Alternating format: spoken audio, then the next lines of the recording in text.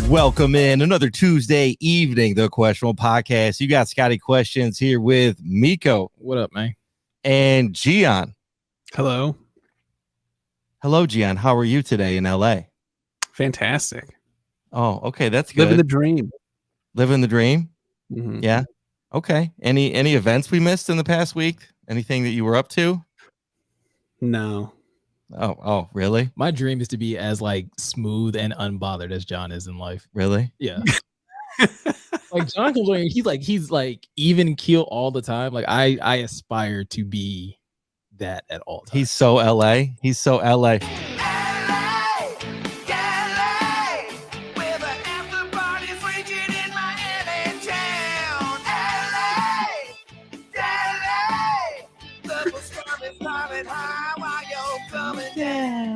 There you go. Okay. All right. Little drop for Gionne there. LA Dele. For those that don't know, shout out to Crow Show, Nick Kroll, for that one. He's so LA. Yeah. Yep. So anyway, let's get back to business here. Waited for that drop for a minute. Anyway, we're going to get into a couple of things tonight. We're going to talk a little Red Wings, and we're going to talk Lions and free agency and some questions we have in regards to the moves that are being made, the moves that are not being made. But first off, the Red Wings, we just watched them win. So congrats to them on that home game against the Flyers. A couple fights in the game. Overall, I thought the Wings played well. They were up 3-0, but they let the Flyers back in 3-2. Again, a little bit of a defensive collapse. We get so focused on offense, we forget about defense. Those were the 2 goals they scored. Yeah. Right after we scored goals, they scored. So anyway, having said that, the trade deadline was yesterday at 3 p.m. Yzerman did make some moves. Speaking of that, I'll read through them, I think, if that's okay, guys. Yeah. So the Wings trade. So defenseman Troy Stecher was traded to the LA Kings in exchange for a 2022 7th-round pick. And that was good because really you shouldn't be getting anything for him. So just a 7th-round pick for him was good instead of just not signing him or waiving him. Right. So good on Stevie there. Defenseman Nick Leddy and Luke Witkowski were traded to the St. Louis Blues in exchange for a 2023 2nd-round pick and forward Oscar Sundqvist and defenseman Jake Wallman. So Sunkist, I don't know, t-shirt concept. If that Sundqvist. And then forward Vladislav Nemesnikov was traded to the Dallas Stars in exchange for a 2024 4th-round pick. So listening to DMAC today, I wanted to get his thoughts. So I listened to Big D Energy. Shout out to you guys, Neil Rule, DMAC. Shout out to you guys on that. I just think that Mac's point that I liked was he was saying don't be surprised if Nemesnikov gets re-signed by the Wings. So they moved him to Dallas, who's trying to make a push for the playoffs. Sure.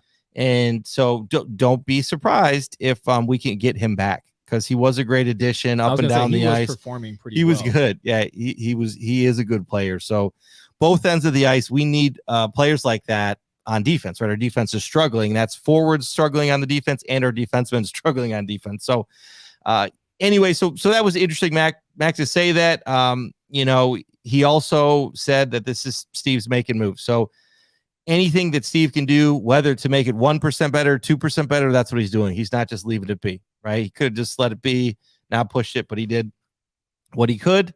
And so speaking of that, DMAC, this Saturday is the 25th anniversary of the Fight Night at the Joe.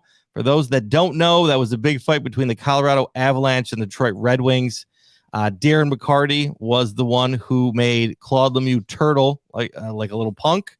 And that was after Claude Lemieux a few months prior had boarded Chris Draper on the side of the boards where the players sit, basically crushed Draper's face, broke all of his bones on the left side of his face, plates everywhere. It's really horrific. So anyway, so we're going to be there Saturday night, 5 p.m., 5th Avenue in Royal Oak, $50 at the door. But if you say Scotty Questions, I will pay for you to get in for free. So come on down. We're going to be there. We're going to be selling our new Game Over series of hoodies, t-shirts. And that's a big news there. So we're excited about that Saturday. Yeah. Unfortunately, I will. Meko's not going to be. He'll be there. We'll FaceTime him, man. I have family obligations. That's okay. That's okay. We're gonna hold it down. It'll be fun. So anyway, so if anybody's listening, you want to come out for a little bit, that'd be great. I think it's going to be fun. It'll be a good event. There's going to be a couple hundred people there. So anyway, that's that. And then the Red Wings, following up with that, Yzerman was interviewed about his moves. Yeah. And he said that, he was doing what, John? I'm waiting for you to get to the Blashill. Oh, that's where I thought you were going. I am. So Stevie, in his very subtle, soft-spoken way, was talking about the moves and what they were doing and nothing crazy. And there was two things I thought were interesting that Helen, that was interviewing, I don't know her last name, but she had some very good questions. First question was, what about coaching? I know that there's been issues with defense, are any of the coaches under review? What's going on with that? And he said, this is not the time to talk about the coaches. We're talking about the trade deadline. And we will talk about, what did he say? I will meet with Jeff regarding the future of our team moving forward when that time comes. And to me, that says a lot. And that's not verbatim, but to me, that says that he's going to probably be on the outs. I don't know that we keep him. I don't think we do. I think we need to find somebody else. Who is it? I don't know. Now, if we don't have the right guy, maybe then he does stick around one more year, but I think max one more year. I think and hope he's out, but we will see. Blashill did a great job to date, right? He did a solid job. This year was probably his weakest year in growing young talent. So we will see what happens. The second part, which they asked why Yzerman, he's really quiet all the time and he doesn't say a lot. And it was interesting to hear him say, everybody thinks I'm up to these crazy ideas in my head. And he goes, I'm not. I'm just thinking. And so he said he wasn't analyzing everything, but he then said he was. Yeah. And then Max said today that Yzerman's thinking about how he can get up on the 18th green. He's thinking about golfing. I don't think that's the case. I think Yzerman is contemplating everything all the time. So that's just me. Believe in Steve or the Yzer plan, whatever you prefer. But that is the Red Wings rundown for today. That is, I think, a decent summary of what happened. A lot's been going on, so I did my best there. Well, I got questions. Yeah, please go ahead. I'm gonna start with some dummy questions and then fine. All right. So dummy question. How many rounds are there in the NHL draft? That is a great question. I don't know. I don't have an answer. I don't know. I don't know. I mean, the draft is not a big, so it's not like the NFL draft. Right. Because that was another thing, looking at watching the trades come through. You're gonna make me feel like a dummy. And keeping seeing the draft picks get swapped back and forth for players and things like that. The first 7 rounds of 31 choices. Okay, so it's very similar to the NFL draft. The question I ended up having though was how much value. It felt like draft picks have a similar value to what the NFL does. It feels like those draft picks have the same amount of value in that typically you see when the NFL when trades happen in the NFL, they're rarely player for player. Rarely are they player for player. It's usually for draft picks because you're trying to get a younger influx of talent in there, right, to be able to fill some of the holes that you have. So like I said, watching the trades come through, that made me super interested in what Steve Yzerman was doing, because I'm just okay, a 4th round pick, a 7th round pick, what kind of value does this hold for a team that, again, I feel like we all kind of are in agreement. There's a lot of defensive holes, and can you get quality defensive players? Right. Because I also know that hockey is very while it seems like they have a similar draft format to the NFL, their ability to bring up talent is very similar to baseball, though, where it's you're going to go play in a developmental league for a couple years, and then maybe in a year or two, you'll get called up and you can play with the main crew. Yeah, I think that's yes, that is a correct assessment. And I am prepared for our picks here over the next 2 years, which is interesting. You caught me on that one. Good one, Meko. You got me. So yes, I would say that's correct. And it almost lends itself to soccer as well. Okay. The way in which you get players younger and you keep them within your system if you can. Yeah. Right now, for soccer internationally, it's even more like they're finding kids right at like 8, 10, 12, and then they're going into the system. Yeah. This is different. My kids play juniors, they play, college, and that's a little bit different. But once they're in the system, right? Once they're drafted, to your point, yes, they're going to the AHL or in Mo Sider's case, because COVID, right? He went and played in the Swedish league and crushed over there. So yeah, the idea is to get them and get those draft picks to build your team, right? To build your team the way you want to build them and have those pieces to trade if you need to. So to that point, so this year, 2022, we have 10 picks. Nice. We have 1 first rounder. We have 2 second rounders, 1 third rounder. We have 3 fourth rounders. We have 1 fifth rounder. We have no 6th rounders, and we have 2 7th rounders. Okay. And then in 2023, we have 8. But so again, we have 1 first rounder and we have 2 second rounders. So we have 6 in the first 2 rounds in the next 2 years. Okay. So anyway, so that is again the way that they're starting to build teams, right? So I know the Seattle Kraken, they have something like, I saw it and I didn't take a photo, but so we have 18 over the next 2 years total picks. I think they have like 28 draft picks in the next 2 years. Isn't it because like they're just like a new team and like they're a new team? They have right, so they get everybody and then they're dealing everybody. But I don't believe that Vegas did that. Okay. So I don't think the Vegas Golden Knights did it like this. So now they were good immediately. I don't recall if they won their first year. I think they might have. I think they did. Didn't they win the Stanley Cup like their first year? Yeah, which was crazy. Yeah. So anyway, so that's okay. So what other dumb questions that you can make me look dumb? Oh, this is a dumb question, but like it's like I saw it on the screen today and it just irks me. What? And I don't know why it irks me. Mm-hmm. Why do coaches in hockey have to wear full suits? Like I hate that, like in professional sports, that we make our coaches like feel like they have to adhere to a dress code.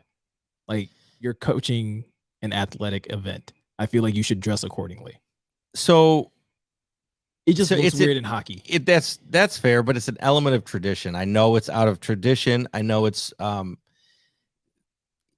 to show respect for fans and that they're taking games seriously. So they are dressed up for the games, and it's really an element of tradition.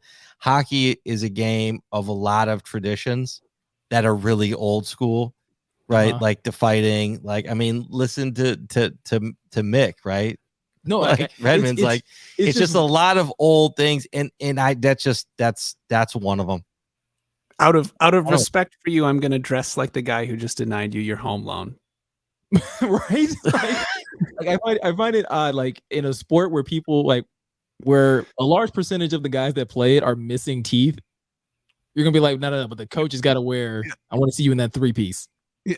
Like your best player probably doesn't have like any of his fronts.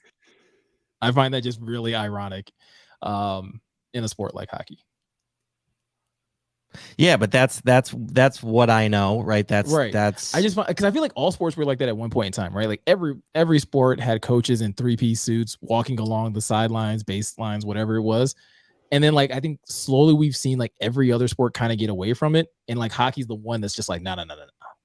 You better go to get that suit. You better go hit the Steve Harvey collection, and you better be dressed to the nines. My gosh, each and every game. So yeah, that was my only takes on the suits. It bothers me. So I'm looking it up. Why. It's a dress code. It is an actual dress code, huh? I need them to hire a young coach that's just like, nah. Yeah. Nah. Well, yeah. I mean, wonder what the fine is. What's the fine for not wearing the suit? You know, we'll have to look that up and come back to you on that one. But anyway, tradition. Interesting. So, yeah. Tradition is what I would say, and a potential dress code. Lame. Now, well, there was a dress code for the players. I know that in the Arizona, the Coyotes, they were the first to not do it or to get out of it somehow. I forget the story on that. But I do remember that the Coyotes were the first ones to not do it or opt out. Yeah, it's just like I said, it was a weird thing when I looked over at the screen and saw Blashill like sitting at his press conference. I'm like, dude, he is dressed to the nines, and I'm just like, he has his green black watch plaid. Yeah, and I'm just like, I don't understand why they call black watch is the green in black. Like, well, like, isn't it green watch? Yeah, I don't know. A lot of green in it. Anyways, all right. Any other questions? Any other brain busters? I got another one that I'll say for another episode because I feel like it could lead to a larger conversation. Oh, now I want to know, though. It was actually a question that my wife had, and I was like, that's a really good point. And what can I get a lead in? It's about scoring. Okay. Well, now I really want to know. All right, so I'll ask it anyway. Okay. And hopefully we can like get off of this and then get into football. I'll set a timer. My wife was like, I was talking to her about like, you know, how we talk about the wings and like things of that nature. And she was just like, you know, my own thing with hockey. And I was like, what? She was like, why is every goal only worth 1 point? And I was like, it sounded dumb at first, but then I thought about it. I'm like, you can literally score from just about anywhere on the ice. And I feel like if you score from further out because of how difficult it is to score, I feel like those should count for more points. Wow. And I think it would make hockey more exciting. Wow. Interesting. So like if you're shooting from the point, it's 2 points, 2 points. Like the fact that there should probably be 2-pointers. Interesting. Okay. All right. I'm going to have to think about that. I think it would make it so much more interesting, especially when like late in games, if you're like down by 2 and you're just like, dude, we're just going to like just snipe from the point. We're just going all just rocket, like just shooting from inside the red line. Wow. Interesting. Okay. All right. Now, granted, these are black people that are like asking this question, and we're used to watching basketball where there's 2 and 3 pointers. Sure, totally get it. But we were just totally get it. I did not have like a good. I was like, no, that's a really good question. Interesting. Okay, all right. I'm sure somebody's gonna like be in the comment, like, because I'm going to obviously clip this out and post it in the YouTube. I'm sure somebody's gonna be like, that's the dumbest thing ever. And I'm just like, dude, I don't know. I mean, I don't. Here's the thing: a lot of rules are changing. A lot of things. I think, to our point earlier, in how traditional hockey is, I don't think they would ever do it. Now, having said that, could you do a big 3 league of hockey like they did in the NBA for a second, see if that works? I just think it would be like so much. I think it'd be so cool if you're just like, dude, this one, like, think about the fact that Steph Curry, his rise to fame is that he was just like, I'm going to hit every single 3-pointer, just about every 3-pointer I shoot. And imagine if there was a guy like that in hockey where he's like, no, I'm not going for the easy goals. No, I'm going for like red line goals. I'm gonna be the best at shooting from the red line. And I'm just gonna rifle them in and dare you to stop it. Gonna make the knuckle puck a real thing, right? One of Yzerman's best goals. My favorite thing about Mighty Ducks. One of Yzerman's best goals was a game-winning goal in the playoffs where he shot from right inside the blue line. I think it was in double overtime. St. Louis. So against St. Louis, top shelf, and he goes jumping. It's one of the best goals. And a quick shout out to Stevie. I was wearing his hoodie earlier. It was a little hot. This one's a little less warm. Stevie was so good. He was getting 100-point seasons, man, like 70 goals. Like he was top 3. Like when Gretzky played, he was a top 3 player all like in the world. If you guys don't like, I mean, I forget that he was here. He was so good. And I'll wrap up. But Neil Rule asked Darren every once in a while. He asked him one personal question. He goes, "Does Stevie know he was that good?" And Mac was trying to say no, he didn't know he was that good. Yeah. And I'm sitting there like, of course he knew he was that good. When you're that good, you're that good. You were drafted to save the Red Wings. Of course you knew you were that good. Of course he did. Yeah. And then Mac like says no, he didn't, and then comes back with, well, yeah, of course he did. It's like, well, yeah. But because Darren McCarty's point is like, he didn't care about that. He cared about the championships and about winning. Yeah. Which in a sense I think makes him a winner and a better just player overall. Probably why he was so good. He didn't care about that stuff. No, for sure. For me, I think that's something like Ovechkin cares about all those things, and it took him so long to get the cup because he cared about all of his stuff, his points, his assists, the stats. he cared about. It was harder for him to get a cup. Whereas Yzerman his goal was to win a cup. It wasn't about anything else. Yeah. He would just do it by any means necessary. Right. So anyway, so that was interesting. So that's the hockey for today. Interesting question. We're gonna have to get back into that. We'll have to do a little. That's why I said like topic on that. I want to break it down. I like it. I think there could be a big three, like they do 3-on-3 in overtime, right? Yeah. What if you turn that into an actual like game? I'm just saying, I think it'd make hockey a little more exciting. Interesting. Anything, Gionne?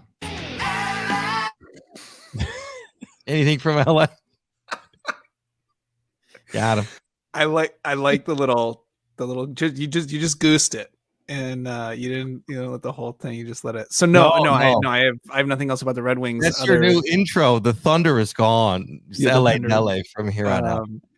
No, it's interesting that you talk about, because we always talk. We like to pull these threads connecting the four big sports in Detroit, where they're at, because they're all kind of similarly placed within this sort of under the umbrella of rebuilds. All four we're at a very interesting time, and I think Yzerman is that exact attitude is what Brad Holmes and Dan Campbell I think are looking for. Like they're like that Yzerman attitude is like, this is about the championship, and my personal stats be damned. If the team itself is better, then that's who I'm going to be. That's what I'm going to do. And I think that's I think in a nutshell, the guys that they're looking for. You're talking about the Lions as far as like in free agents. Yeah. I mean, and not necessarily free agents. I think in draft too. I think they are looking for as we just said, Stevie was up there with Gretzky, who's one of the he's an incredible player, elite talent. Can we get a diagnosis from Dr. Tom on Steve Yzerman? Can he give us just on Steve Yzerman? I'll have to ask him. Yeah, because that might be easier. Maybe if we ask him about some classic games again. He probably didn't, so I don't want to ask him about the Kurt Wings because he'll say they're terrible.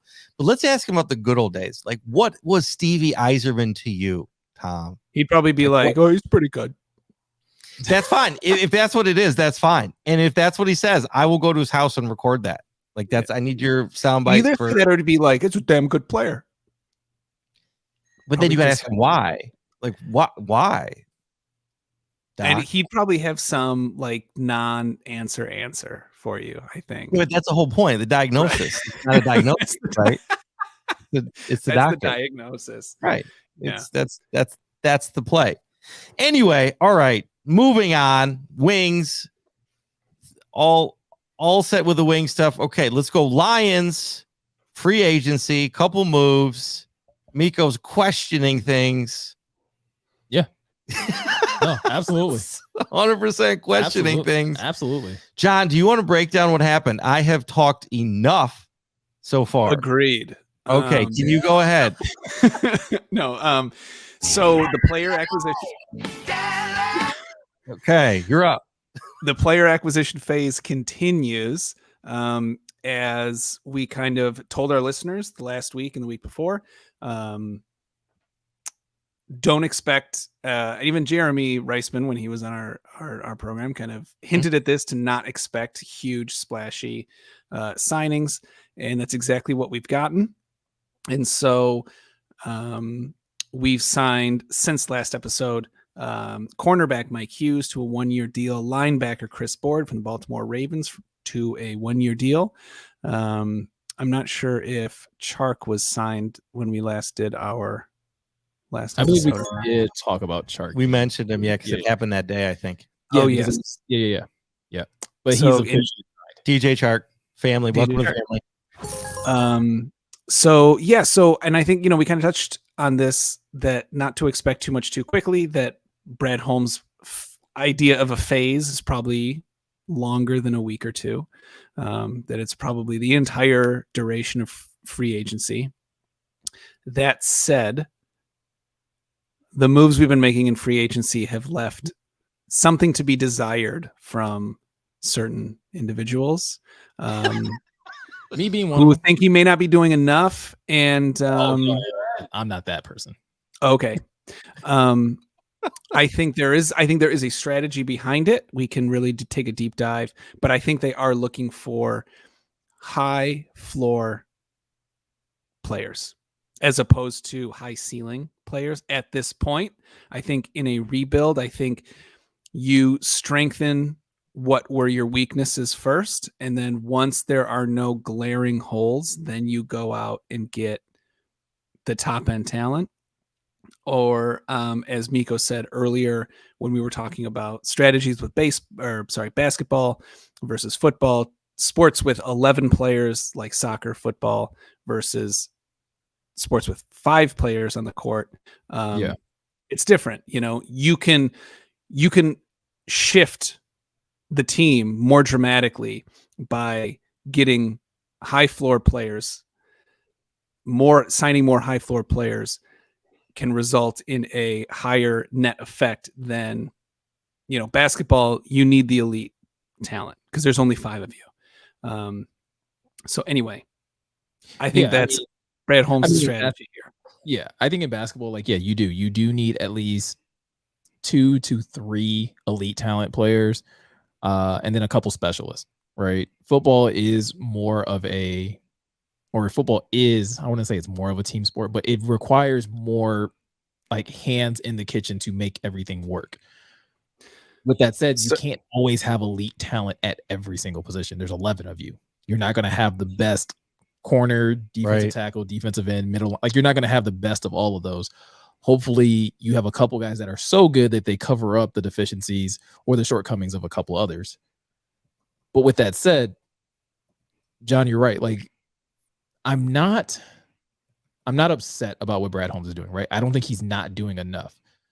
I think the best way to kind of put it, Ryan Matthews of Pride Detroit put out an article about, is Brad Holmes, is his approach to free agency bothering you? And essentially in that article, he was saying that it shouldn't bother you. And my response to that is that it does bother me though, right? And it doesn't bother me in a way that I'm angry or I'm upset or anything like that. It's a bother me in the sense of, and I use the analogy of, for those of you who are married or maybe have a significant other that you live with, have you ever seen your spouse or your significant other trying to fix something, but you don't know exactly what they're trying to fix, but you just see them mad dashing all over the place. And you're eventually you get to a point where you're just okay, do you know what you're doing? Do you need help? It becomes a little bit of that where it's not so much that I don't think Brad Holmes is what he's doing. It's the simple fact that I don't know what he's doing. And so it makes me question what's the long-term solution here? Right. We talked about in our group text, the whole DJ Chark signing, right? If you say DJ Chark is a guy that was a high priority for you guys, that he's a culture fit and all this other stuff, but then you sign him to a 1-year deal. That to me is a little confusing on the surface. Not saying that there's not a reason behind it. I'm just simply saying on the surface, that looks a little confusing because if he checks all these boxes, I think a logical person would ask the question okay, well then why didn't you sign him to a 2-3 year deal and whatever? Again, not saying that there's not a good reason for it. It's just a good question to ask when you have all this other information in front of you, where I would be well, if he's that good, you love him that much, what was the hiccup? And I think that becomes a reoccurring theme with Brad Holmes in free agency. It's just last year we knew we were going to get a lot of 1-year deals because you had to flush the roster and you're trying to figure out okay, what's the best way to build this team? I'm not saying that I didn't expect any 1-year deals, but John pointed out to me, I didn't I knew this, but I guess I kind of didn't realize it. Every outsider that they've brought in has gotten a 1-year deal. They haven't given anybody that that wasn't already. They're all 1-year deals, right? All of them. Mm-hmm. DJ Chark's a 1-year deal. Mike Hughes is a 1-year deal. Chris Board is a 1-year deal. And so it just it's a little head scratching where it's just wait, we're doing this again. And you again, I don't think it makes you a bad fan. I don't think it means perpetual tryouts. I said this last week. But I think what I'm seeing on Twitter and seeing on some Alliance fans were oh, well, this means that you don't trust Brad Holmes. No, I think it's a logical question to ask. I agree with you. I haven't heard an explanation as to why, and I don't know why anybody hasn't asked the question. Right. Has Dave Burkett asked that question? Has Jeremy asked that question? Well, I think nobody's asked it because have they talked about it? I didn't hear the most recent. Have anybody that you've heard talked about it? Because I haven't heard it. Not necessarily like this. Because that's a really good question, right? Why all 1 year deals? Like, at least explain why. Yeah. Give us a reason. Like, it's a little different. Well, because I feel like this season is different than last season. Like, again, I think I understood last year why you were giving 1 year deals. Right. You're trying to build a culture. You're trying to find guys who will actually stick. So it's like, okay, but is that the model for everybody? Like, for anybody that comes into the Lions that wasn't on the Lions before, is that everybody's just like, hey, you get a prove it deal? And it's just like I brought up last week, like, does that model become a turnoff when you're just like, well, they're not signing anybody long term? I mean, I think I could get it this year, but if they do it again, if they run it back again next year, I think that's a problem. Yeah. Because I feel like at that point, again, not saying it's necessarily like, because to your point, right? Like, nobody's asked, and so therefore nobody's given a good explanation. We're actually in the process of trying to get Eric, I don't want to pronounce his last name wrong, Schlitt from Pride of Detroit, also to come onto the show in a couple weeks. Because maybe we can ask him these questions and he can give us a little bit of like understanding. Yeah. Of, like, because maybe there's some salary cap implications that I'm not thinking about. Maybe these deals are preferred by players. Like, I don't know. It just from an outside standpoint looking in, like, it's a little confusing. But where it could be a problem is what we talked about last week. And so I hear what you're saying. I appreciate what you're saying. I think someone needs to ask the question. There probably is something with the cap. Yeah. Probably something there for the cap. But where I think this could be problematic is this year, right? Based on last year, it's like, hey, if you ball out, we'll sign you. We'll keep you on. Yeah. Right? Are they going to do that again and again? Right. So this is another situation in which you have to, okay, if you ball out, I got to pay you, but then you have to let others go. Like, how is that going to keep happening? Well, because next year you may have because what if someone balls out, right? What if Khalif Raymond balls out again, but like, now you got to go. Room's not big enough. It's like, well, now I get it. It's sports and it's a job and I get it, but that's tough. In a situation like this, I think Amani Oruwariye is up for a new contract next year. So if Amani balls out and Mike Hughes plays well, like, okay, so now you may have to choose. Maybe you may have to choose. Maybe. Right? Maybe. Because Mike Hughes is a former first round pick. Amani Oruwariye is a second or third round pick. Mm-hmm. So, like, how do you determine the value of those two players? And then, like, you're stuck choosing.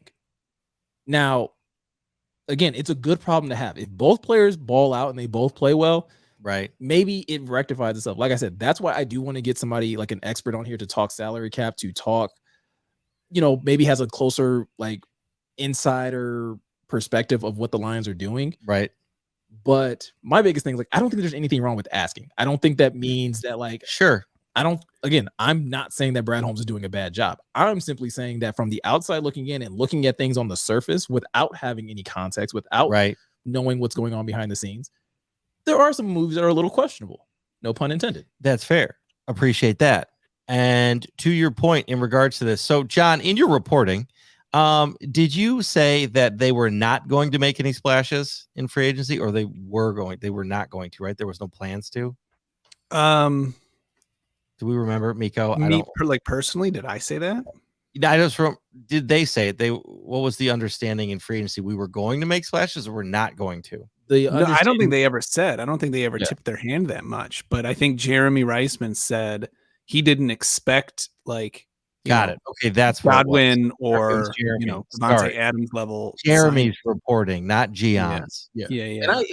And I think we all agreed with that, right? Like, I didn't expect them to go out big and spend for like Deshaun, Devontae. Yeah, like Russell. Yeah, like, I didn't expect. Should have got Russell to Detroit. Zay Jones.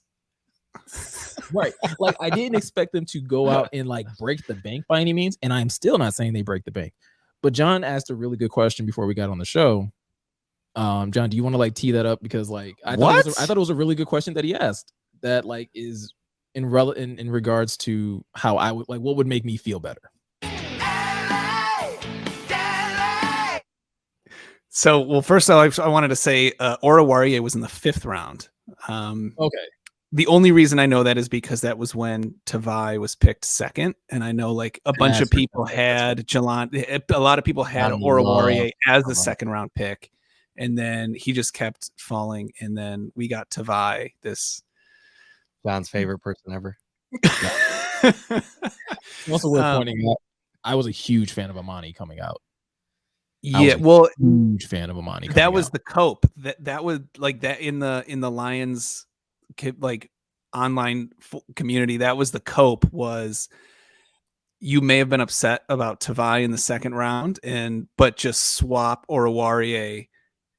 Just pretend that Oruwariye was the 2nd round pick and that Tavai was the 5th round pick, and bingo bango, you know, Bob Quinn nailed the draft, and so we all know how that cope turned out. But there was something else. So my thought about I'm not going to straight up disagree with your issues with the free agency period and the 1-year deals.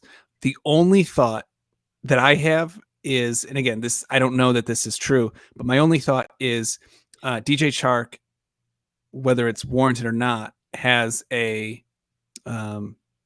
pretty serious injury history. Yeah. So maybe that's stay healthy, you know, that again, so much of his money is guaranteed, like 10 of the 13 is guaranteed. No, but that was 8. It's like who is 9, that? it's like basically 9 of the 10 is guaranteed. Okay. Chris Board was mainly a special teamer. They brought him in. Someone was saying that they brought him in to play on obvious passing downs. Maybe the Holmes and Campbell want to expand his role into less of a special teams, more of an actual on the field linebacker, like Jalen Reese-Maben was. Still playing special teams, but his role also is mainly like traditional linebacker. So, but he's never had that, and that's a bit of a roll of the dice. So 1-year deal. If you fit this role, if you do well in this role that you haven't really done before, that we want you to go in, then you will be a fixture of the team moving forward. With Chark, if you can stay healthy and be a fixture of the team moving forward, that's the only thing I got in response to the whole 1-year deal thing. Is each of these guys has like an asterisk or a caveat by them. Sure. Again, I don't know that that's what they're doing, but you know, that's all I can come up with. Right. And again, the question that you had asked me that I thought was really good was like, what would it take from Brad Holmes to like what would the headline read tomorrow that would make me feel better about what Brad Holmes has done so far? Right. And again, it's not to say that I think he's done anything wrong. It's just like, oh, this would be a sign that like, okay, like we're not doing the exact same thing as last year. Right. And for me, like my response to John was like, if the headline read Detroit Lions sign Arden Key, you know, for a certain amount, and it's a 2-year deal, yeah, I'd be like, okay, cool. Or if the Lions sign someone like Landon Collins and it's longer than a 1-year deal, like, because I think at some point in time you have to invest in somebody for the long term because you believe you've done all the necessary research, you've studied their tape, you understand how they fit in your system, and you feel like no, we can contribute. Like this person can contribute for years to come. Right. I agree with you. I think that's a good like guesstimate, John. That like maybe some of these guys are experimental, and you don't want to commit long term because you're not sure if the experiment will work. I think DJ Chark will work. He's only had like the one serious injury. He's had like some minor dings and things like that, which are I feel like come with the job. You play a receiver, you get hit for a living. You're probably going to, have to that point, his quote serious ankle injury was he got rolled up on from behind. Like it wasn't like a performance, like he wasn't running in something, he got rolled up on from behind. Like it was a freak accident. Sadly happens to players. Tough, but yeah. So I understand. So I do understand why you would that's why I said, I don't think like Brad Holmes doesn't have a clue. I do think there are contexts. It's just, it would be nice to have, like Scott said, it'd be nice if somebody was asking those questions in these press conferences. Yeah.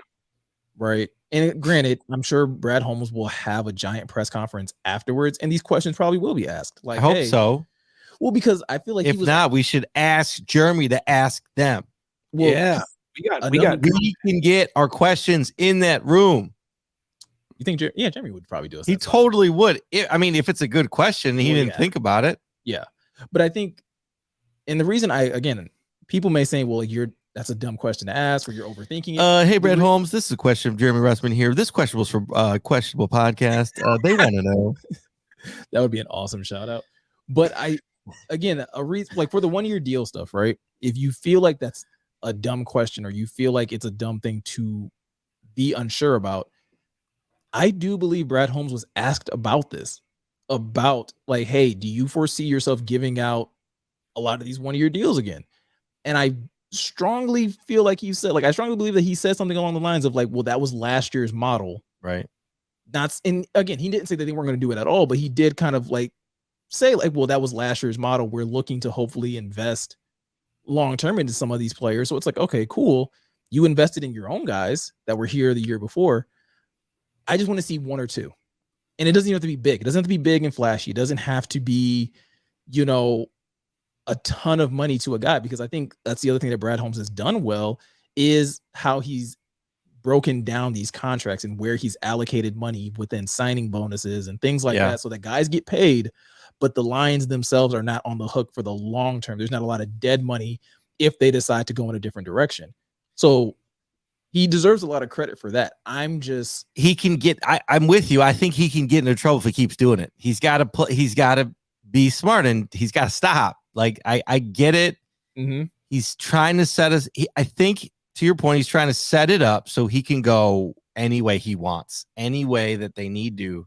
Yeah, they can go. It just gives them options. Yeah, right. Yeah, it gives them options, gives them room if they need to clear caps. Again, we should get Eric on, and maybe he can talk to this. Yeah, right. I think he would have a real, because if you've read any of Pride of Detroit's like salary, like Eric is amazing when it comes down to breaking salary cap stuff down. So I'm super excited to be able to get him on the show. We just got to nail down a date, but I'm willing to admit, like, this is stuff that I don't know, but this is where, and it's a little bit of a nod to the brand, right? But this is where like asking questions is beneficial, right? Like, if you'll never know anything if you don't bother to ask the question. I had somebody kind of call me out about that on Twitter, because I asked the question, like, how do you evaluate culture fits? Like, you don't see culture on tape. Right. And I don't know if it's something that you just ask around and people tell you, but like, I don't know how you determine. Who called you out? Just a random person. And they say? They were just like, you're digging a little too deep. And I was like, probably, maybe. But when that is the common theme, like when that's the common answer to like, hey, well, why did you pick this guy? That's we thought true. He was a culture fit. That's true. So yeah, like, what's culture fit to me is an interview in interpersonal communication skills, and that's to me where I don't think it's on tape. Sure, but that's why I ask. Like, that would be my answer to that question. I wouldn't say you're digging too deep. I'd be like, no, because you know me, I'm very big on interpersonal communications and being able to connect with somebody or not. I'm very sensitive to that, feel very strongly about that. And so to me, culture fit, right, is us three right here. It's us with Pride of Detroit, right? It's us with Mac, Nooch, Haas, and crew. You know what I mean? Like it's that understanding of where they're coming from and why they're doing things. To me, a little bit is culture, is a little bit of the comprehension to understand their motivations and to understand that their motivations are similar to yours. Now, they could be from completely different worlds, which they obviously all are, but the motivations, like what motivates them and inspires them, I think is similar. Well, can you similarly? Yeah, and I think that's a good. Well, we're gonna see if they can, right? I think the DJ Chark thing is very good. It's PR. They PR'd the shit out of it, you know. Yeah. Sorry, we have to bleep that out. Oh, you're good. But they PR'd that, right, John? The photo you sent me, PR City, like the family. Yeah, like they PR'd that. Let's be real. They're going all in on culture. That's why I sent you that culture tee. Like, let's get it before them. They'll do that. That second design isn't bad either. That one's interesting. Oh, we got some like cool lion stuff that we like that with the head, we just got to get through this weekend. For You gotta those who quickly- haven't seen the photo, it's a great photo. It's DJ Chark and who I'm assuming is his Thank wife, you, John. with stroller.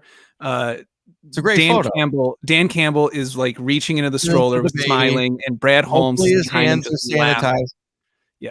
Hopefully his hands are sanitized. Yeah, I'm reaching sure. into the baby. Oh yeah, he's like, but oh, but look yeah, at- but no, like they're everyone's smiling. Oh my gosh. Those beautiful little kneecaps. Everyone's smiling, everyone's laughing. Like it's just, yeah. I mean, Chark is already, he's not in Lions gear, but he's wearing like a blue and Pretty gray great. and black Pretty like great jacket, jacket. like he's all and blue shoes. Like he's already got Lions colors on. Like it's just, it just looks like Sharknado you're meeting my newborn, like my infant kid, like that. So anyway, so we PR'd it. I just think that, Meko, that to me is how you evaluate culture fit. I think it's sure. that to me is my answer for you Yeah. on that. But I think like, and that's why I say like, I think, But they're not explaining it that way. They're just saying culture fit. It's culture. Well, It's like, well, what do you mean? and that's why I said to you guys, They in don't our- really dig deeper than that. Well, I said to you guys in the group text, like, And that's it another sounds- Jeremy question. Jeremy, can you ask this? We need a list for Jeremy. Well, Backup questions. If you ever get stuck, Jeremy, here you go. that's why I asked. That's why I said to you guys, it's one thing after the DJ Chark press conference. It's one thing for DJ Chark to call out culture, right? Because we know where he's come from, and we're getting to know Right. DJ, right? So we're figuring out what culture means to him. But when Brad Holmes says it over and over and over again without a lot of context, it becomes one of those things where it's like, okay, how long are we going to run? It's like it's going to be. Okay. Like, I feel like it, All right. it could potentially become Matt Patricia's. We're going to be multiple. Okay. So that's where I was. That's where I was. Okay, but this is Questionable. where I was going. Question. So I was going to say this is still the hangover from Matt Patricia's shit. Well, I Like- think it could become that either way. Well, though. but and I say that because look at Chark in the Athletic, that article that you had sent us Yeah. to talk about Urban Meyer. So I listened to a couple of people talk about it, yeah, and it was interesting. He's just a total ass, like total Yeah. jerk. Mhm. And he actually got Chark injured by making him do extra catches after practice. yeah, he He broke, broke it his finger. Broke a thumb because he was doing extra, and everyone's like, what are you doing? Like, so to him, this is like we've talked about, a course correction for like, I need this, Sure. right? That to me, that's a little bit of a, like, that's all I need. It's not even about the money. It's like course correction to Sure. a fault. Now I feel like we're in the middle of this a little bit with the Lions still. Now we're right at that line, in my opinion. Okay, we could keep doing this, but next year, like it's gonna have to go from culture to winning to, like, and so to your point, I think that you do say, like, we need the wins. I mean, right? When I say culture fit, Yeah. you're like, well, we Well, need the wins first. Well, and that's why I say So to your point, I think that we are right there on that line of, okay, we've got some more players this season. We better I think we need to get some wins. Yeah. And then you can say, okay, this culture works. We're going to continue with this culture, which is X, Y, and Z. We're not getting X, Y, and Z. yeah, We're not getting wins. We're not getting X, Y, and Z. We're just saying, okay, that sounds like they're having fun.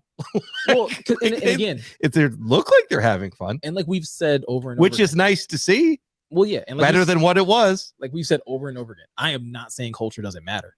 It I know. absolutely does. I know you're not, but because I'm a big culture proponent. So I'm just at some saying point, I get it. Yeah. And but at some point in time, it does need to.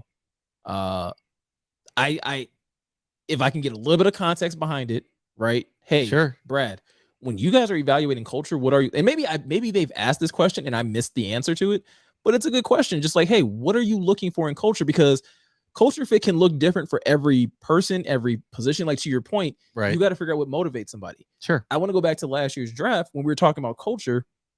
They were ready to draft Micah Parsons. And I don't know if you guys know, Micah Parsons had a big red flag Mm-hmm. hanging over his head prior to being drafted. Yeah. So for the Lions to say, yeah, we know what's being said about Micah, but we would still draft him because we feel like he would fit our culture, or that he could be a cornerstone for our culture, because if you're going to draft somebody that high, that's what they're going to Right. be. it makes you wonder, like, okay, so what does culture look like? What does the like? And I know we've gotten some of the terms, right? Grit, toughness, all of that type of stuff. But it's just like, again, is there a little more to it? Is there? Maybe there's not. Maybe it is just those adjectives. But I don't think that makes you a bad fan or a non-believer just because you ask those questions. I think good fans ask good questions. I don't think good fans follow blindly and never say anything and only just cheer and buy tickets. What? Agreed. And that's why I think you saying what would alleviate all of these, like you telling that story, like I'm just imagining my wife like running back and forth and just the anxiety level would just go up and up and up. And so like to alleviate that anxiety, signing someone like Arden Key, because I think that would, on a 2-year deal, because that would settle. Like, it wouldn't be a 1-year deal. You know, it would break the mold. And also, you know, to both of your point of what you're talking about just now, Arden Key was on the 49ers. He came from a winning culture. He came from a winning team, and he's got interviews with 4 other teams. You know, he's going to, like, he started with us, he's going to the Jags, and I don't know who else he's going to, but you know, the man's got options, and the man comes from a winning team. And if he ultimately comes to the Lions, I feel like, you know, whatever their definition of culture is, it's appealing. It's very appealing. Yeah. I think the same could be said for Mike Hughes, right? Coming from the Chiefs, like, you're coming from a team that I don't like, as long as Patrick Mahomes is healthy, I don't think any of us here would say that like the Chiefs aren't at least going to the playoffs. Right. As long as, I mean, well, the AFC just got a lot tougher. So maybe it's a little more of a toss up. But I think most of us would still like hedge our bet that, like, okay, the Chiefs will at least, like, I mean, they have a strong likelihood. Come on. I mean, So for Mike Hughes to choose the Lions over a situation like the Chiefs, or trying to go to another contender or whatever, because again, he had a good year. I'm sure he had options, and I'm sure, like DJ Chark said, he had offers from other places for more years, but he chose here. So that's why I said I'm not saying that culture doesn't matter, but again, culture becomes a little harder to sell, I think, like you're John saying, when you come from winning teams. When you're coming from the Niners or the Chiefs, you know, I was going to say Green Bay, but I don't know, maybe. You know, certain teams that are going to be like the Bills, right? Like when you look at teams like that, where you're just like, well, no, those teams are going to be competing for a while. They have an infrastructure that seems to be working.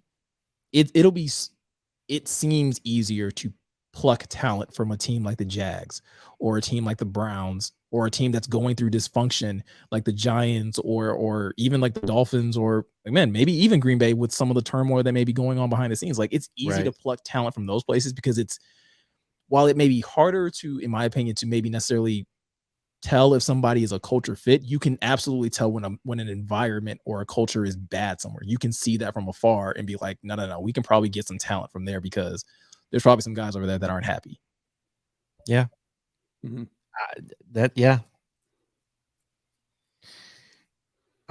curious to see it play out. I think that, again, there's a lot to be done here. I think that you have some fair concerns. I understand them.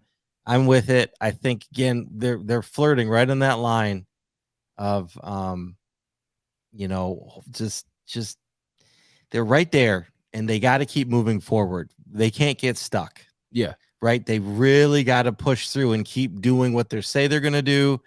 Right. They got to keep moving forward. And I can see, because Dan Campbell's got man after my own heart, he could just tunnel vision and see something and just keep going and going and going, which is why I think and hope Brad Holmes sees the bigger picture, the forest through the trees, right, and brings that a little bit of a, hopefully, you know, looking a little bit further down the road, which he must be doing for the 1-year deals. Again, we're believing in them until we see otherwise, but these are all flags and potential issues, but maybe they have reasons behind them. And again, they haven't explained why.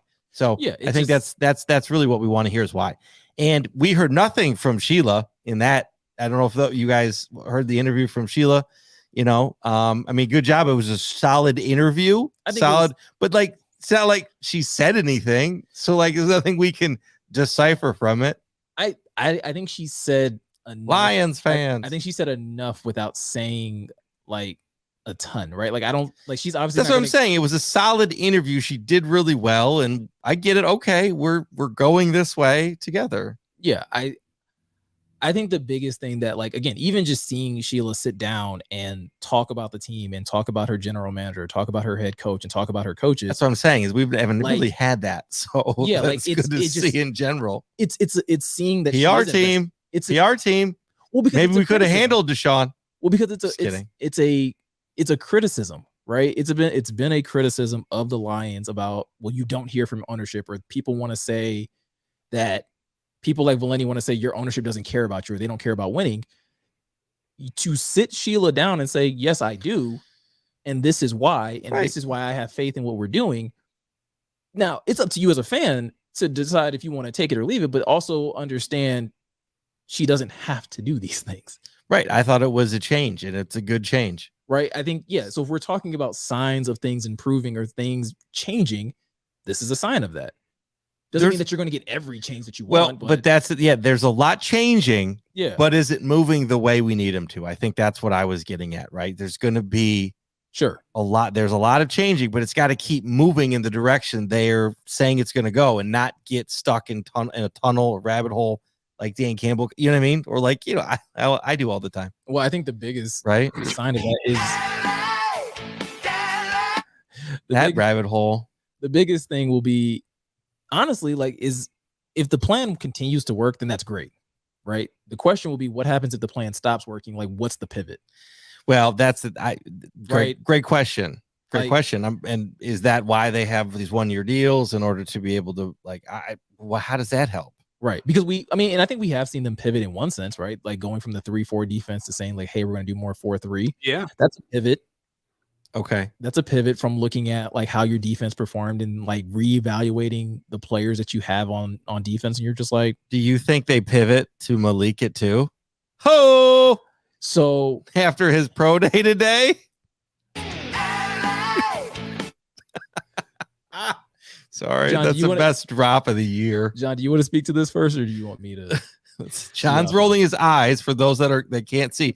John's rolling the shit out of his eyes. So I played LA Dele in his face. No, because like it doesn't matter. I mean, I still think it just doesn't matter how good a pro day he had, how good a combine he had. It doesn't matter if he best pro day I've ever seen.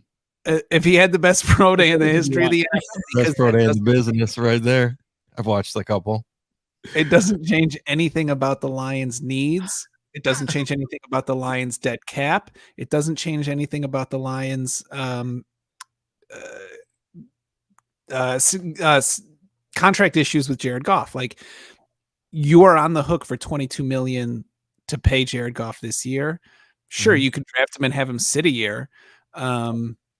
But not again, not a two. You can't. I was just setting you up. I just. Well, really, I don't know. Malik Willis's pro day was today, and it's just again like I've said this several times, but to draft a quarterback when in your last 3 games your defense gave up 100 points, roughly 100 points in its final 3 games. Hundo. I don't think a quarterback at 2 is justifiable. No, I don't think they do it. But Malik had a big day, dropping a 67-yarder off 1 foot. Well, I mean, he did. He had a good day, right? He went like with wide receivers that were all Liberty guys, right? It was all for the most part, yeah. Yeah, like they were dropping passes for a minute. And he went 64 for 69. But yeah. So that's still a high completion rate. You know, like, yeah. And Dan Campbell, nobody was there, right? Or Dan and Brad were not there. Did we have anybody there? We had somebody. I think it was like the person in charge of player personnel for the Lions. All right. So we had somebody there. Well, yeah, because you have to. You got it, right. You have to at least take a look. And again, somebody said on Twitter, I believe it was Eric from Pride Detroit, like, the Lions had him on the Senior Bowl. They have his combine tape. They'll have tape. They have plenty for him. They don't have to be there, right? It's not an indication one way or the other of their interest. So this is what I'll say. Ooh. You guys know I'm team Thibodeau all the way. Like if it were me making that Hot pick, take. I would take Kayvon Thibodeau. Okay. I do not, however, think Malik Willis is that far out of reach. Malik Willis to me is my second option. If you want to get unity, if you want to get a little freaky, if you want to kind of attack this rebuild from another angle, I think Malik Willis would probably be the second best option for this team, because it's not just his talent. I know there's been a lot of talk and a lot of people kind of almost like disparaging his talent because they're like, well, he's in t-shirts and in shorts. Yeah, but he did the same thing in pads all season. Like, right. Like, I don't think that that's, I'm sorry that pro days, they don't throw them in pads on pro days. No, and they don't never do. throw defensive linemen at them. I've seen hundreds of pro days. They've never done it. So it's just the reality of the situation. But Malik is more than just his strong arm and his quick feet, right? He's more than that. And in my opinion, looking at who he is both on the field and off the field, he is the type of player that Dan Campbell talked about. Right. If we remember when they asked him, the player, like almost the epitome from what I've seen, what I've heard, what I've read about, what I saw on the pro day. Even with the guys dropping passes, he was like, "Come on, guys!" Like he's encouraging them, telling them, like, "Hey, like no problem, let's go." Getting like running down the field, celebrating with guys after they make big catches. That is the epitome of what Dan Campbell has said he wants. Well, yeah, if we remember what he said at the combine, because he was asked, like, "Hey, do you put a lot of stock in physical traits and like a guy being mobile?" And he was like, "Dude, it matters what's on the inside of that guy. Can I trust that guy? Can I believe that guy is going to dig deep and be able to gut it out and things like that?" And so it's like Malik fits that, and not just for Dan Campbell, but I think he fits that for this team where, again, yes, he has the physical tools, but his character speaks volumes to me, right? And I don't think there's been enough of that being highlighted about Malik. There was a clip that Liberty Football put out, and Malik's like walking after his workout, and he's getting ready to go like meet with the media, and like you can hear somebody like kind of like laughing at him or like just kind of like talking to him, and he's just like, Malik's just like, man, I don't know why. He's like, I don't know why they want to do this. They already know what it is. They already know what I'm going to talk about. And the guy was like, whoever's filming is like Jesus. And he was like, yeah, like it's all God. And to me, that is a quality of Malik that doesn't, not that I'm expecting media outlets to highlight his faith or that aspect of him, but it is a core part of who Malik is. Right. And it's been very evident if you're paying attention to him when he speaks. I caught first wind of it during the Senior Bowl when he was on the sideline, and they were like, hey, what's been the best part of doing this? He could have talked about the coaches. He could have talked about competing. He could have talked about the other players. He was like, honestly, man, it's been just awesome to get around other believers and be able to share my faith and talk about my faith with people and this, that, and the third. And it's just like, wait, what? Like, dude, you're on a job interview. Yeah. You're essentially on a job interview, and you are sitting here being true to yourself and being like, but this is what's important to me. Yeah. And I told you guys, like, for somebody that is very passionate about his faith as well, in the same sense that Malik is, like, this is awesome to see, right? We saw it at the combine where like he got caught on camera, like giving clothes away or giving stuff away to a homeless person. Like, this is not for a show. Like, this is who he is. So if you were to tell me that this is who the Lions want to take, I have a hard time being like, nah, this is probably not the right pick. I believe in his talent, first of all, which is very similar to Kayvon, right? Yeah. One of the reasons I'm huge on Kayvon is I believe in Kayvon's talent. I believe in his ceiling. I believe Kayvon can be the best defensive end to come out of this draft. I believe the same thing about Malik. I believe Malik could be the best quarterback to come out of this draft. And on top of that, he has impeccable character. Like, he's a guy that you can hand the keys over to. And this is not a shot at Deshaun Watson, but like you're pretty confident that he's not going to be in a situation like that. You're pretty confident that he's not going to pull a Baker Mayfield. You're like pretty confident. I mean, you don't know. Yeah, people change, and you never know But I would put money on he doesn't. Like you know what I mean? Like, you never know, but it doesn't look that way. To me, I don't know how big of a conversation the Lions are realistically having. But if they turned in their card on April 28th, and with the second overall pick, the Detroit Lions pick Malik Willis, I would not be mad. No, not at all. I would be just as excited as if it was Kayvon Thibodeau, because I'd be like, one, it's a clear sign, and I've been saying this from jump. It's a clear sign that they noticed that quarterback needed to be upgraded. Well, regardless of how you feel about Jared Goff, regardless of how you feel about how he performed in the second half, they still sat back and looked at the entire season and said, this isn't good enough. And they decided that, and they found somebody that they feel like they can either invest in or that could possibly come in training camp and take that job. And two, you're still getting a high ceiling player. I don't know how you necessarily like hate on that. I didn't expect that to go all the way. I mean, I've been on Team Malik since day one. Yeah. Day one. Well, I was on Team Cam first. That didn't work out. Cam didn't call me back. Cam in the drip. He didn't call me back. He still hung up on me. He hung up. He was hat shopping. Yeah, But anyway, Meko, to your point, and I've thought this, right? It's one of those moments where they could pick him and not give a rip what anybody thinks, and they're doing it for now. That is culture, right? Yeah, that's culture and future. Right? Okay, so that is what they're preaching. So to me, it makes sense for that to be their selection, and to see his physical attributes in the pro day up close. I mean, guy's strong. He seems quick. He's got an arm. I mean, you're going to have to run around and make stuff happen out of nothing. I mean, Russell Wilson was a 5th rounder that did that. Now, is Malik Willis a 2nd overall pick? I don't think so, right? I mean, my question is, how can we get the second? Like, do we trade? Like, how far up do you have to go? You got to go like, it's going to be 9th, like, right? The Steelers 9th? No, the Seahawks are 9th.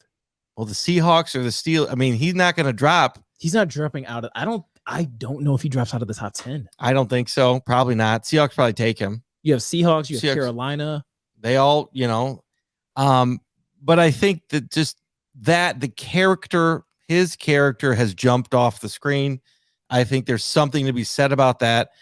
If you're rebuilding a team and you're building it around this type of a culture that what they're preaching, he could lead them down that path. Now, that is a big decision, and I bet they're debating it, right? Well, they're probably like, no, we have to take, we're gonna take Kayvon or Ham. Like, it's Thibodeau, it's Hamilton, or it's Malik. I really think that's the conversation they're having, and I think I would not be pissed with it.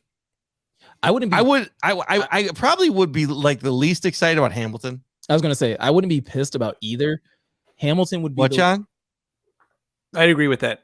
Okay. Yeah. Hamilton would be the head scratcher. A little bit. Hamilton, because they keep bringing him up, and I don't understand. Like, I watched this tape again today. It was just like, okay, like, yeah, we need it. We need a safety, but I don't know. I don't like Adam from Woodward Sports he had a hell of a rant today. Hey, Adam. He had a hell of a rant today. I can't wait for T-Foss to be on that show. Just pump the brakes, please. Dude was on one. But one thing that he said that I agree with. You think he's like up all night long and just comes in just like, I don't know. I mean, we've heard that he's a really nice guy in person. He seems nice. He just gets on him. He is amped. But the thing that I heard that he said that I agree with is that if the Lions are somehow successful in the next 3 to 4 years, if they somehow made it to the Super Bowl or whatever, do you think it's because of Kyle Hamilton? Like, how much, if they were to draft Kyle Hamilton, how much do you think that it's his play that helped get them there? And I have to admit, like, I don't know if that would be the case. I would absolutely feel that way if it was Kayvon. I would absolutely feel that way if it was Malik. I don't know if I would feel that way about Kyle Hamilton. And I still, like I said a couple episodes, I love him as a talent. I love safeties, and I wouldn't hate it. But it would be the one pick that I would like if we're talking about questioning Brad Holmes, that's the pick that I'd be like, are you sure? Were you sure about that one? Do you want to take this back to your desk and fill it out again? Right. Like, it's like the teacher is like, are you sure? Like, that's the one where you go to the press conference and I expect all of Detroit media to have a freaking Bible full of questions. Like, what the hell? And not because Kyle Hamilton's not good. It's just, it's an odd pick.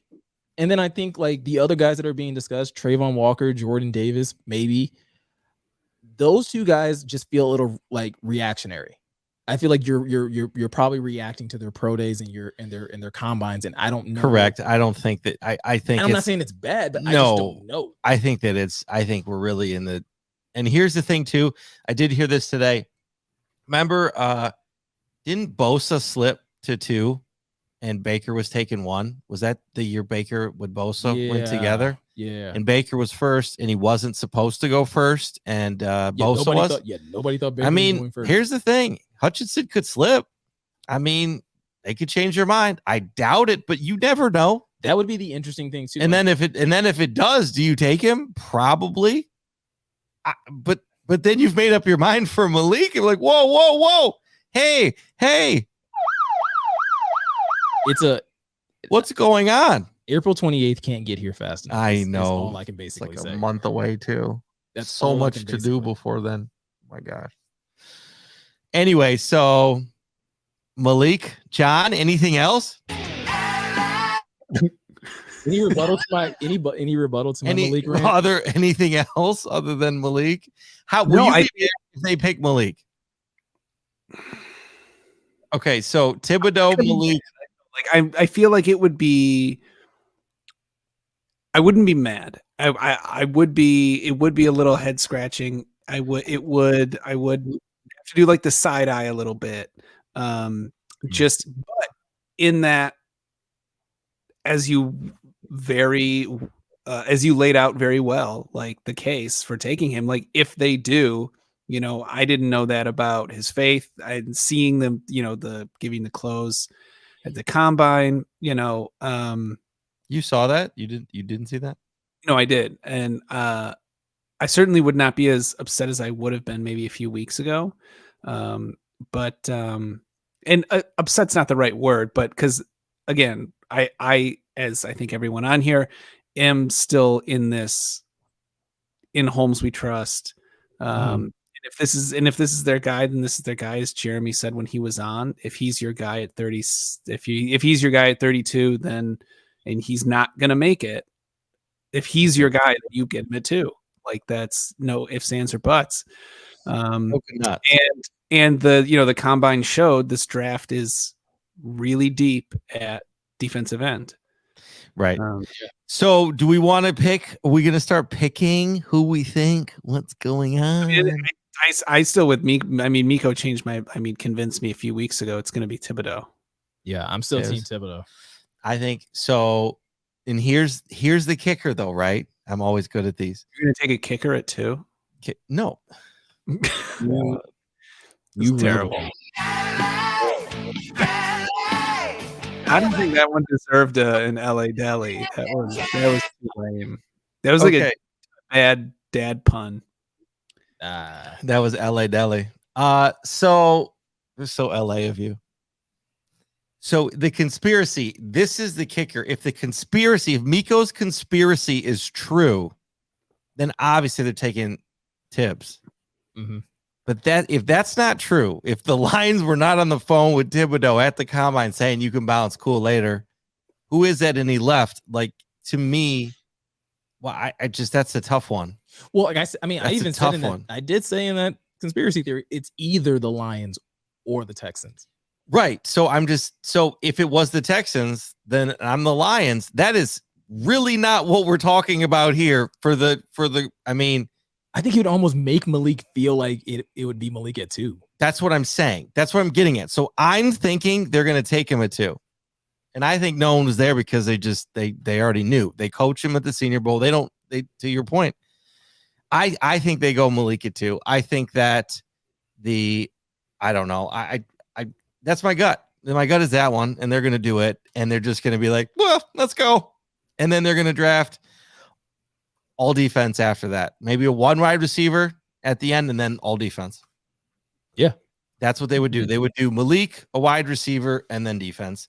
And then you have Malik there playing behind Goff for the year, building, learning, because he's got to learn how to play in this league. He will have to learn.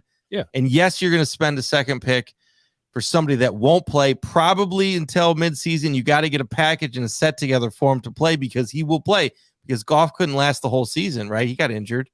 Yeah. And so you're just going to have to, and then I mean, I just hope that's how it's been happening, right? They've been playing halfway through the first seasons, all these guys. Yeah, I just hope the Lions won't do anything like silly like some other teams do, where they try to like come up with a couple plays just to get, like, don't do that. Either he sits or he plays. Yeah, I think that, I don't know, it's a Dan Campbell thing. He might get him in for a couple plays, and I don't hate it, because it's like, dude, you got it. He's got it. I mean, I don't know. I don't hate it if you throw him out for a couple plays in the red zone. I don't hate it, but I just like it's too much of a risk. Then just play him. Well, but if you think he's a better red zone option, then play him. Well, but it's right. Yeah, we're spending a lot of money on Goff. It's like, yeah.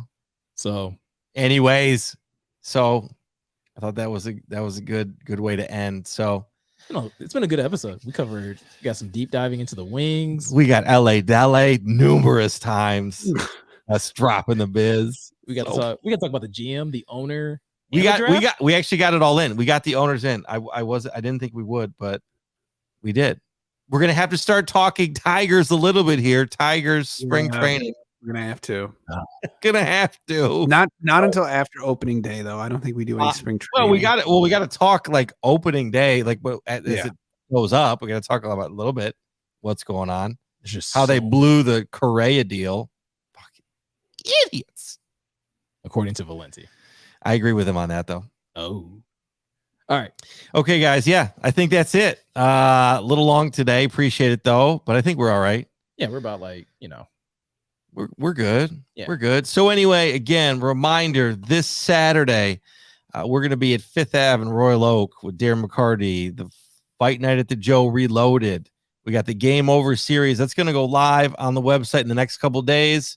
Keep an eye on our social media. So we will send that out through our social, and we are going to have tons of stuff coming this summer. Yeah. We might need to build out like an email newsletter. Here we go. No, it's all good. It's all good. So anyway, thank you again. I want to thank my wife, my daughter, my fam, the crew, everybody for the support, continued support. And please like, follow, and subscribe on all the platforms. Meko. Gotta thank my wife. She has been an absolute trooper. We are in the midst of dance season for the girls, and she is dancing. It's incredible. It's incredible to kind of see her work. So I want to kind of give her flowers on this platform, because she has been just amazing. Yeah. They got some roots in there too. Just listen to that sound effect. Amazing managing the girls, catering to me, taking care of the home. Like, again, gotta give a lot of props to my wife. Appreciate it. Thank you for sharing him. Yes. And gotta give it up to my girls. Again, they're doing awesome in dance. So super excited. They have a competition this week. That's why I won't be at the it's all good McCarty event. No, it's all good. Fan. I know it's cool for you. Just in case anybody else is wondering, like, hey, where's that sexy black man? That sexy black man is at a dance competition, and he's shaking it in the stands. Oh yeah, full pelvic thrust. But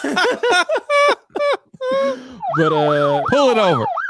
Shout out to my family for being so supportive, and just like, again, being encouraging to us as a show and as a business. Yeah. And yeah, shout out to you guys for being just awesome and bringing the best out of all of us. Yeah, man. You're welcome. You're welcome as well. Yes,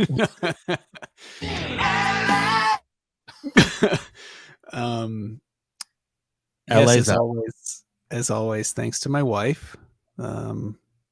Hey, Rachel. And